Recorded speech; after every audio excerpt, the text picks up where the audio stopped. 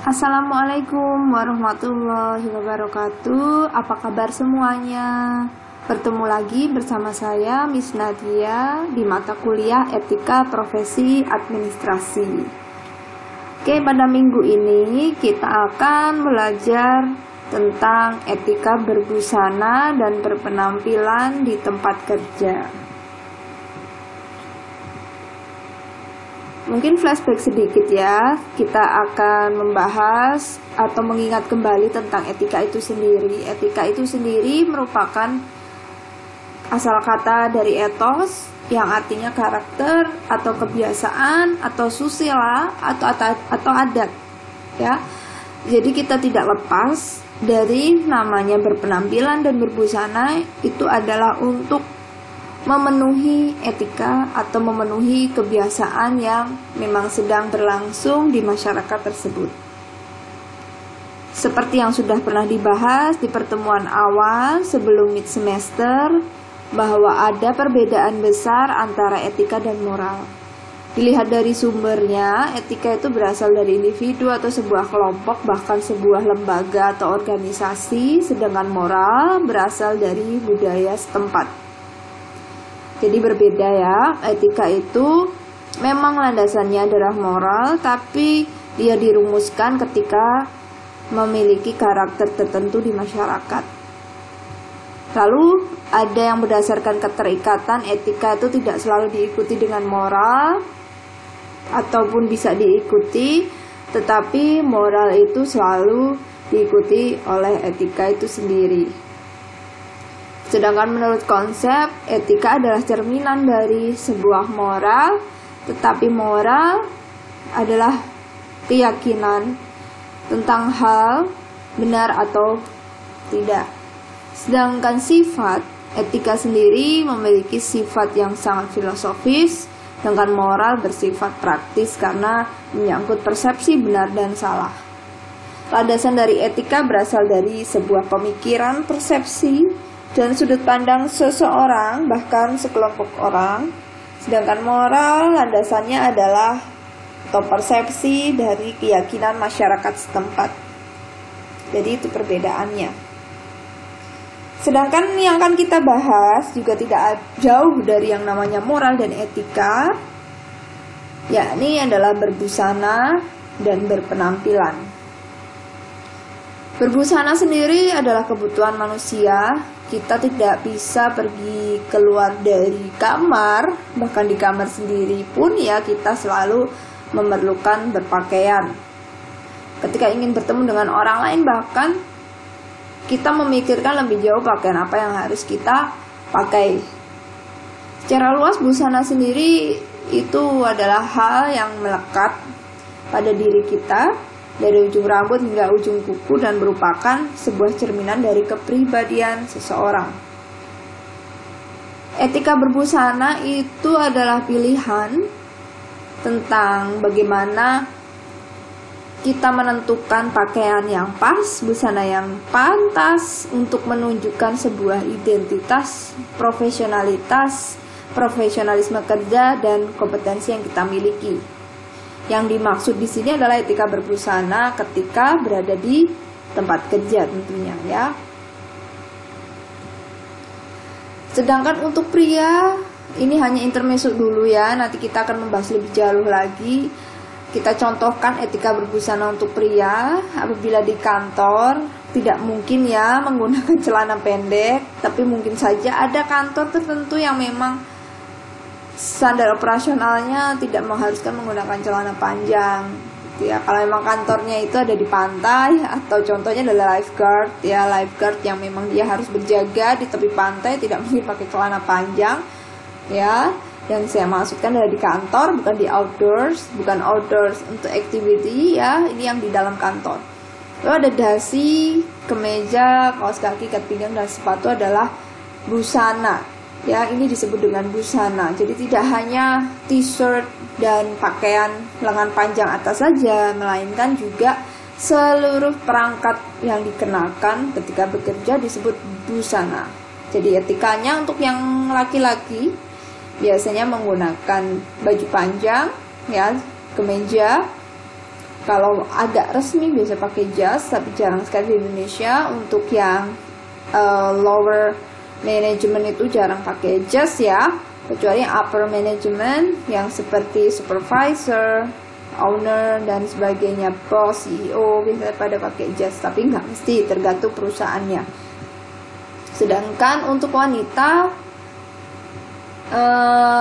untuk kantor tertentu kita akan gunakan yang sering dipakai juga tergantung ya, bisa warna cerah, terang, bahkan ada yang kita sebut etika berbusana untuk perbankan itu menggunakan seragam, bahkan seragam sudah ditentukan. Untuk misalnya Bank Mandiri itu pakai jas warna biru ya, blazer warna biru, Bank BNI ada warna orange, terus ada bank yang lainnya juga, tuh tergantung perusahaan masing-masing.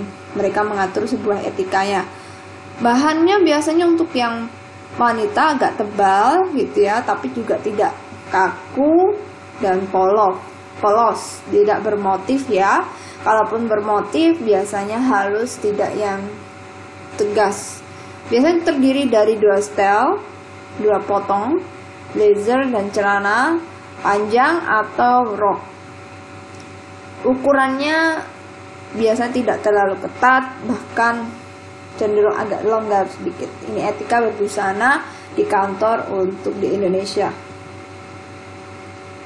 Nanti akan saya tunjukkan beberapa studi kasus, kita bahas beberapa quotes yang berkaitan dengan etika berbusana. Sebenarnya ada yang mengatakan bahwa busana itu merupakan salah satu indikator melihat kepribadian seseorang. Bahkan ada sebuah perkataan ya, ada sebuah quotes menyatakan bahwa pakaian kerja bisa membuat seseorang itu dilirik untuk dipromosikan, naik jabatan.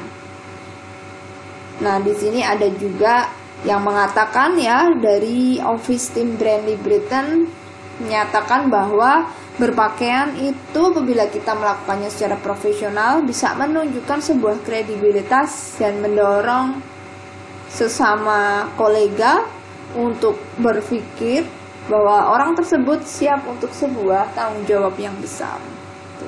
Jadi pakaian yang dimaksud ketika bekerja menunjukkan bahwa dia itu ready for work, ready for handle some responsibilities. Sebuah simbol, sebuah persiapan mental ditunjukkan dari fisik atau look appearance, yaitu dari berbusana. Tapi menurut pengalaman sebelumnya saya juga bekerja di perusahaan asing, tidak harus menggunakan seragam, bahkan pakaian bebas ya, terserah. Nah, ini kesepakatan kembali lagi ke perusahaannya, apakah harus berbusana. Yang dimaksud berbusana di sini semua kembali ke masing-masing SOP dan peraturan di kantor tersebut. Ya, yang kita bahas ini adalah yang pada umumnya, ya, mungkin yang bukan perusahaan asing atau perusahaan yang ada di Indonesia. Oke, bekerja dengan pakaian formal berseragam itu sudah kuno. Oke, menurut kalian setuju atau tidak pernyataan dari Punto Damar di medium.com? Berpakaian formal di kantor atau berseragam, it is kind of old school style, ya, old school, jadi udah kayak kuno. Menurut kalian benar atau tidak, atau kalian sepakat dengan pernyataan ini ya? Di sini ada pernyataan menyatakan tidak setuju bahwa seragam itu adalah perangkat standar dari sebuah aktivitas organisasi yang menggambarkan dan mencerminkan karakter organisasi itu dan bisa mempengaruhi secara semangat dan positivity energi bagi pemakainya, bisa memperlengkap juga sebuah karisma, percaya diri dan sebuah pengakuan. Jadi akan terlihat berbeda apabila dia hanya mengenakan t-shirt biasa ke kantor dibandingkan dengan shirt yang panjang ya, kemeja yang panjang, dan hanya pakai kaos oblong. Itu auranya berbeda ketika nanti bertemu dengan klien. Mungkin yang dimaksud untuk situasi tertentu itu sungguh mempengaruhi dari kepribadian orang tersebut yang mengenakan ya. Nah, ini ada lagi sebuah pro dan kontra pernyataan tentang berpakaian formal, berseragam di kantor. Kemungkinan pakaian olahraga menjadi masa depan baju kantor. Ini tahun 2018 dari bbc.com, dikutip Jessica Holland. Kalau dilihat di masa depan ini ada di beberapa negara, tapi untuk Indonesia, untuk pakaian kantor di masa depan saat ini masih belum ada perubahan style, masih menggunakan formal, ya, kemeja dan blazer, atau kemeja lah pada umumnya baik cewek atau yang cowok. Nah, ada yang menyatakan setuju karena ini adalah etika yang banyak berlaku di western, ya, atau di luar negeri, di foreign, di negara-negara luar negeri. Di sini dinyatakan setuju karena perancang busana Inggris Joanna Skies menyatakan bahwa pakaian memang harus mengalami berbagai inovasi sesuai dengan kebutuhan masing-masing si pemakainya, yaitu orang-orang kantor tersebut, karena mereka pasti ketemu dengan banyak orang. Semakin banyak bekerja jarak jauh di perjalanan juga, ya. Mereka ingin lebih nyaman, juga terlihat smart, juga ingin terlihat lebih gesit, ingin terlihat lebih energik. Pakaian profesional semakin fungsional dan lebih fleksibel serta serbaguna. Ini mungkin di beberapa negara trennya ke depan, bahwa baju kantor bisa aja sudah mulai terlihat like sporty style. Mungkin di Indonesia yang terlihat itu adalah sepatunya, ya. Sepatunya dulu yang mulai terlihat, sudah mulai pakai yang namanya sport shoes dipadu dengan chinos, sudah mulai naik dari bawah yang tadinya celana kulot, celana kain bahan, udah mulai pakai jeans agak lebar atasnya tapi masih blazer. Ya, sekarang udah mulai ada eksekutif di kantor itu bawahnya, atau yang di kementerian tuh perusahaan profit juga banyak yang bawahnya udah sepatu sport ketika mereka bekerja. Nah, tips berbusana secara umum ada 6. Yang pertama adalah penuhi syarat mutlak, yaitu sederhana, simple. Jangan ramai warnanya yang ngejreng banget kayak orang kondangan atau festival, ya. Karena di kantor itu bukan ajang kompetisi untuk style. Yang kedua, serasi dan sopan. Syarat utamanya sederhana, serasi dan sopan. Mau Harajuku style kalau emang dia kantornya adalah kantor seperti di Vogue, ya, di majalah style, tetap pun harus serasi, ya. Tetap harus serasi, juga harus sopan. Tergantung etika masing-masing yang ada di kantor itu. Kalau memang kantornya menurut di budaya tersebut adalah menggunakan tank top, it's fine, buat mereka sopan, silakan. Tapi untuk budaya yang tidak bisa menerima itu, tolong dikondisikan jangan seperti itu. Kedua, berpakaian bersih, rapi, tidak bau. Nah, tolong diperhatikan juga untuk fragrance atau perfumes. Ini juga masuk dalam aturan etika berbusana. Oke, kalau kalian tidak ingin menggunakan parfum, ya, bisa kalian menggunakan parfum pakaian. Jangan sampai teman yang lain merasakan bahwa yang tidak sedap dari pakaian yang kurang segar. Gitu. Bersih sudah pasti, rapi juga harus disetrika dulu. Jangan pernah berangkat ke kantor, jangan pernah kalian pergi bertemu dengan orang ataupun itu teman, misalnya kita lagi hangout tidak sempat menyetrika, usahakanlah malam harinya kalian setrika dulu, usahakan rapi, ya. Mungkin di Jawa ada beberapa mitos yang berkaitan dengan busana. Kalau kalian keluar bertemu orang tidak menyetrika pakaian dulu, katanya si pamali gitu, susah untuk dapat rezeki, dapat jodoh. Karena kita mau dapat jodoh gimana, mau dapat rezeki gimana, kita sendiri nggak siap dengan diri kita yang saat itu akan menghadapi dunia, karena kita kan akan bertemu orang. Ya, itu zaman dulu ada mitos seperti itu waktu era saya masih kecil. Jadi saya takut banget kalau keluar nggak pakai baju yang nggak disetrika. Jadi harus gimana cara, harus bersih. Untuk kalian yang malas nyetrika, saya sarankan pilih model pakaian yang tidak perlu disetrika. Banyak banget, ya, bahannya seruti misalnya, atau bahannya yang memang jatuh, ya, ketika dicuci, dikeringkan dia sudah automatically nggak harus setrika dan nggak kusut, tuh banyak banget. Jadi sekarang saya juga agak repot kalau harus nyetrika. Saya selalu pilih jenis bahan yang gampang jatuh, bahkan tidak perlu lama disetrika. 3, sesuaikan dengan kepribadian.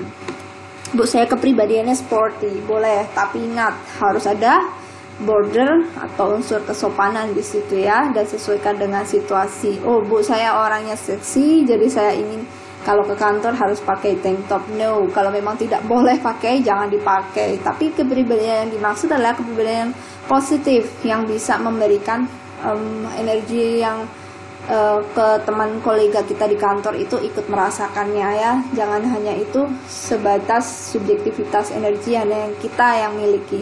Jadi kalau bisa yang lain juga berdampak energi positifnya seperti itu. Sesuaikan dengan waktu, acara, dan tempat acara. Kembali lagi, kalau memang tempat dan waktunya mengharuskan menggunakan pakaian warna biru, misalnya hari Senin, usahakan menggunakan warna biru. Ya, ada ya sekarang mulai hari Jumat semuanya pakai batik, atau hari tertentu menggunakan warna putih. 5. Memakai pakaian sesuai ukuran tubuh. Jangan kebesaran, jangan juga terlalu kekecilan. Nomor 6. Mengenali kelebihan dan kekurangan tubuh. Nah, kalau sudah seperti ini, kalian butuh orang lain, butuh second opinion. Tidak hanya kita yang menilai, tapi orang lain mungkin bisa jadi masukan buat Anda untuk menilai.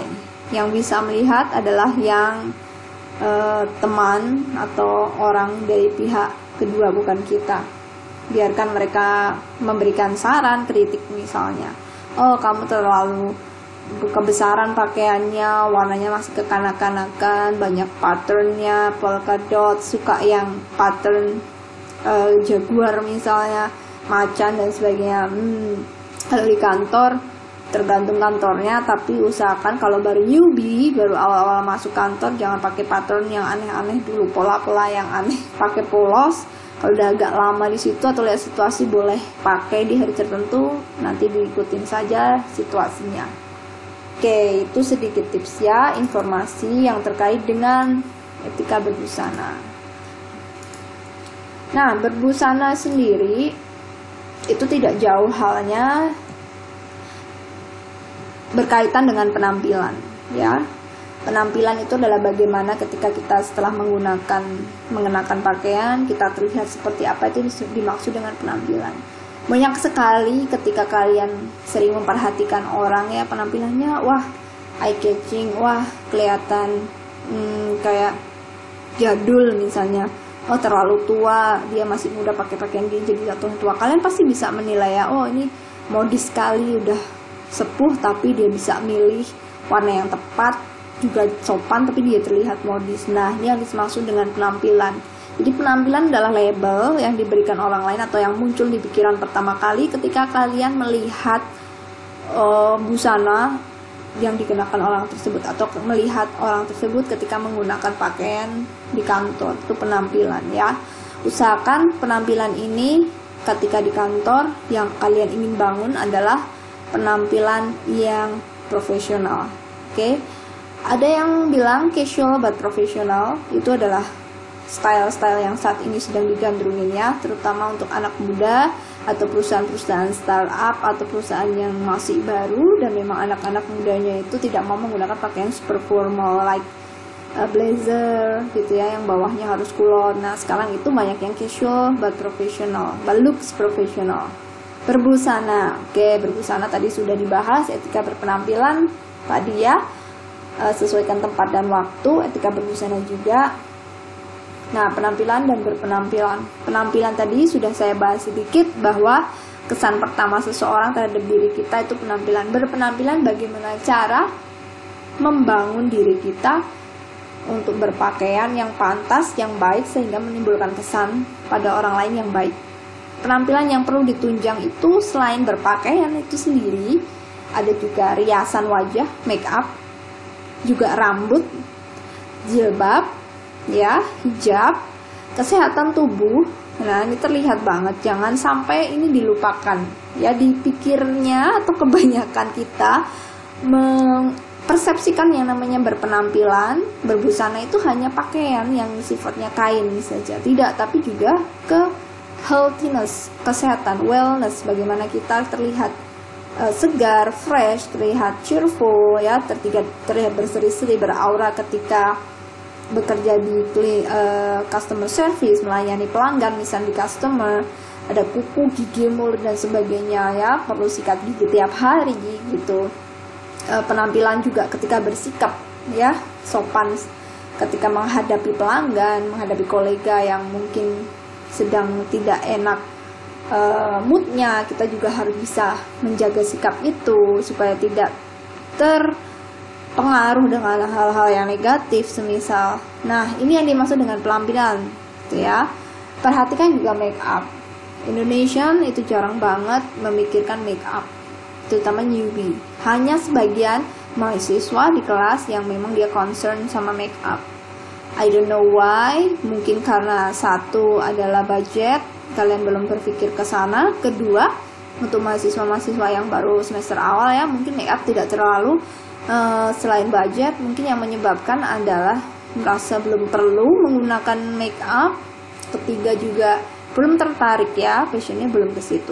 Nah, jangan khawatir, biasanya kalian akan terdorong oleh pressure lingkungan, dimana ketika bekerja harus pakai make up. Biasanya nanti kalian akan mencoba. Saya sarankan untuk para mahasiswa yang perempuan, terutama berlatihnya menggunakan eyeliner. Berlatihlah menggunakan eyeliner. Why? Because eyeliner can make you look different. Karena eyeliner akan membuat kamu terlihat berbeda banget, walaupun itu hanya 1-2 garis. Tapi berlatihnya tuh susah ya, di awal berlatihnya susah. Lebih baik susah di awal daripada sampai tua nggak bisa pakai eyeliner. Itu sesuatu yang buat wanita nggak banget. Biasanya kalian akan menyesal ketika nanti sudah berkeluarga, udah kondangan bawa suami, udah ada anak, melihat teman-teman di kondangan pada bisa make up, kan udah terlambat banget. Jadi usahakan belajar itu ketika waktunya saat ini masih senggang. Itu selalu ada untungnya buat kita sendiri ya, buat kalian sendiri. Untuk yang cowok-cowok biasanya hanya fokus ke rambut saja, sama cukur, jenggot, jambang dan sebagainya ya, kumis, itu aja. Kalau yang laki-laki usahakan rapi ketika ingin interview. Itu juga berpenampilan ya. Norma yang menjadi pegangan bagi seseorang, suatu kelompok dalam mengatur tingkah laku. Nah, etika berpenampilan di kantor meliputi bersikap dan berias diri. Berias diri tadi saya sudah tekankan, make up. Ada kantor yang tidak membutuhkan make up, tapi ada kantor yang mengharuskan make up. Otomatis kalian harus belajar bermake up ya. Jangan yang mahal-mahal, semisal tidak mampu membeli yang mahal. Make up itu tidak harus mahal, usahakan yang memang sesuai budget. Itu juga sudah bagus ya, yang penting cocok, tidak harus mahal, yang penting adalah cocok. Bersikap itu adalah cara berbicara, meliputi juga cara duduk, berjalan dan berdiri, terutama adalah berbicara ya. Berbusana itu sendiri ciri-ciri bahwa peradaban manusia modern itu adalah berbusana, menggunakan pakaian sebagai pelindung, di mana itu merupakan sebuah estetika agar terlihat lebih menarik. Nah, tata cara berbusana sesuai dengan etika pada umumnya adalah menutup aurat. Kalau memang itu budayanya harus menutup aurat ya. Aurat itu persepsinya banyak, luas sekali. Kalau di Indonesia different with Western, jadi kita concern di Indonesia saja dulu. Biasanya yang dimaksud aurat itu di luar tangan, kepala ya, di luar tangan, kepala, kaki, biasanya bahu. Ada yang bilang ya, ada yang bilang tidak. Oke. Biasanya leher ke bawah sampai paha itu tidak ya, yang tidak yang harus ditutup untuk berbusana. Lalu sesuai dengan tujuan, situasi dan kondisi lingkungan. Tadi sudah dijelaskan juga kondisi lingkungannya seperti apa, harus rapi, bersih, sehat, dan ukurannya pas. Ukuran pas yang dimaksud tidak terlalu kekecilan atau kebesaran ketika menggunakan pakaian tersebut, tidak mengganggu orang lain. Tidak mengganggu orang lain. Oke, saya pernah melihat di kantor mungkin warnanya yang mencolok, ukuran terlalu kekecilan, itu secara pikiran mengganggu ya. Mengganggu ketika konsentrasi bekerja, atau dandanannya terlalu mencolok, itu juga bisa mengganggu konsentrasi ketika bekerja. Tapi jarang sih, biasanya hanya pakaian. Tidak melanggar hukum negara dan hukum agama. Oke, ini mungkin menggunakan bikini di kantor itu jelas melanggar hukum. kan dia tempatnya tidak sesuai kondisi ya, mesti menggunakannya di kolam renang kalau mau menggunakan pakaian renang.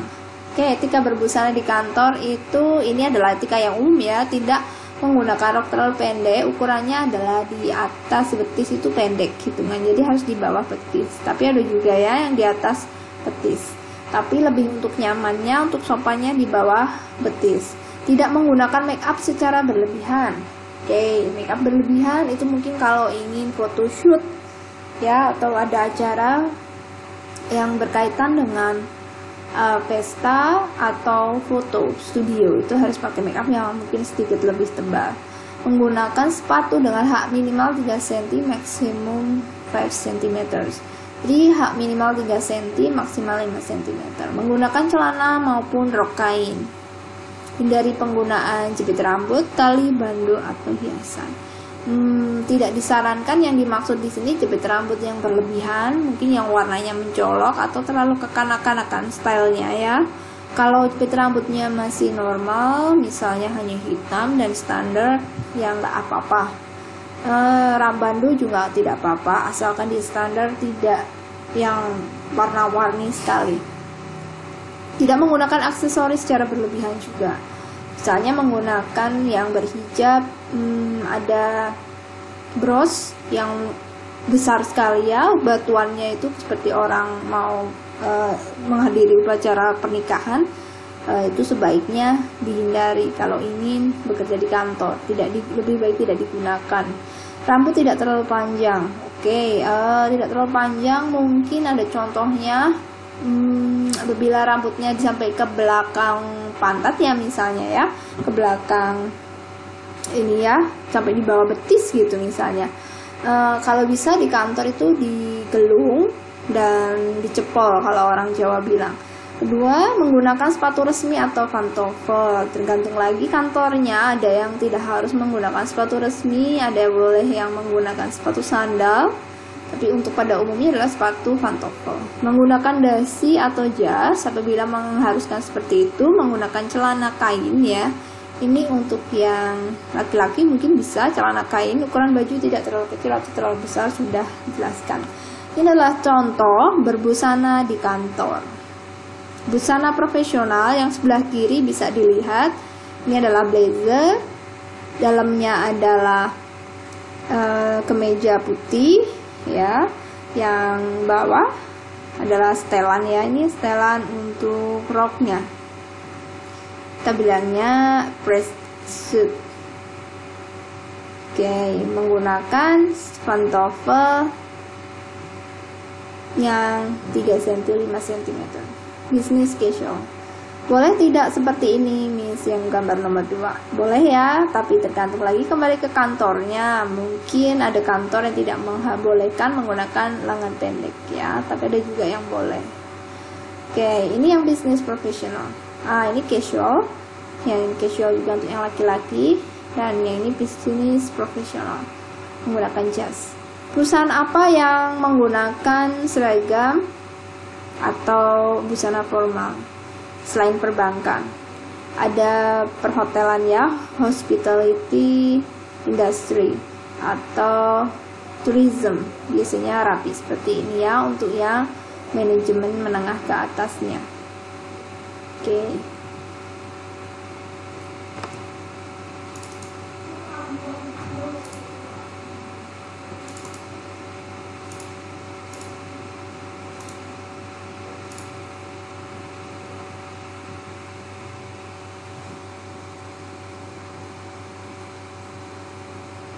Oke, kita bisa ambil sebuah kesimpulan bahwa etika berpakaian itu menentukan citra kepribadian dari seseorang itu sendiri ketika bekerja. Dan tata cara berpakaian di tempat kerja ada 2, yaitu bisnis profesional dan casual formal.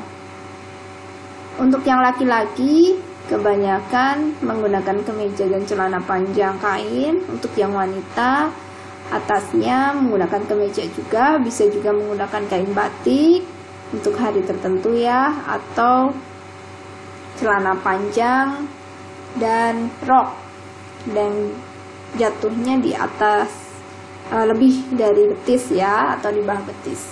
Busana di tempat kerja itu merupakan hal yang sangat penting yang memang harus diperhatikan dengan betul ketika interview nanti. Awalnya mulai dari interview ya sudah bisa terlihat kalian akan diwawancarai oleh orang-orang kantor asli, dan di situ bisa terlihat busananya seperti apa yang mereka kenakan sehari-hari. Selanjutnya kalian akan diterima di kantor tersebut. Apabila memang lolos interview, maka yang harus dilakukan adalah bertanya pakaiannya seperti apa. Nah, di situ kalian akan tahu bagaimana praktek etika berbusana di kantor tersebut. Dan tentunya harus menyesuaikan dengan peraturan yang ada. Penampilan harus serasi, artinya kalau warna hitam cocoknya dengan warna apa, itu yang dimaksud dengan serasi. Pemilihan warna, pemilihan bahan, serta pemilihan model ini sangat tergantung atau menentukan bagaimana keserasian itu bisa terlihat. Juga keserasian ketika merias atau berhias diri. Penampilan serasi dengan kepribadian dan ekspresi wajah juga harus bagus. Ya, jangan lupakan dengan aturan-aturan berpakaian di kantor.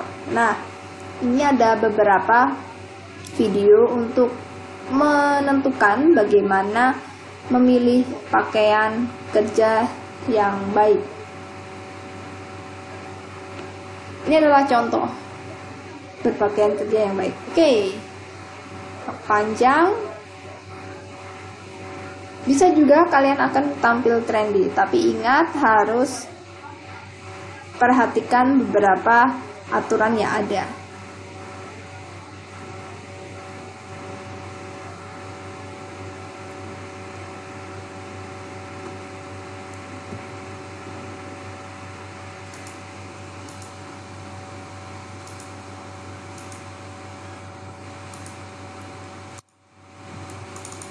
Oke, itu saja materi yang bisa saya sampaikan pada minggu ini yang berkaitan dengan etika berbusana dan berpenampilan di tempat kerja. Silakan apabila ada pertanyaan, kalian bisa ajukan atau berikan di WhatsApp grup kelas etika administrasi atau etika profesi administrasi. Sampai ketemu lagi minggu depan di materi yang berbeda. Jangan lupa kalian kerjakan satu pertanyaannya ada di kolom komentar, disertai nama, NIM, kelas, dan jawaban Anda. Sampai ketemu lagi. Selalu jaga kesehatan, selamat beraktivitas, dan tetap semangat. Assalamualaikum warahmatullahi wabarakatuh.